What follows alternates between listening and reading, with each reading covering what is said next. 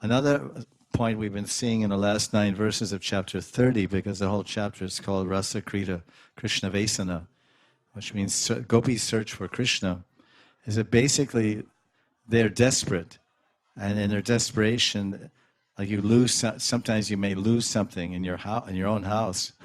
You misplace something, and at first you're a little casual about it. Oh, where is it? And it's here, there. Oh, where is it?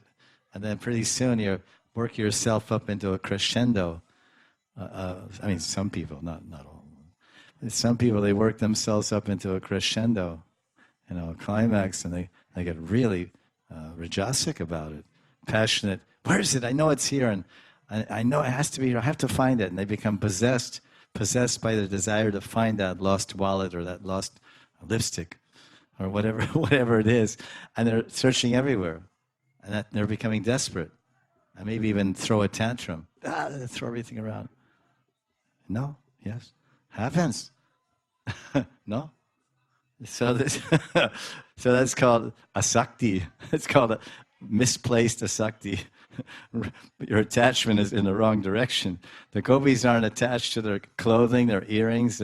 They put one kundali on their earring and not the other one, and put their necklaces on their waist and their waist on their ankle, waist belts on their ankles. So they're not the least attached to their clothing or makeup or anything. And they're not desperate about it. If they lose it or it falls off or they don't even care. But if they lose sight of Krishna for an animesha means a blink of an eye. Blink of an eye, they cry.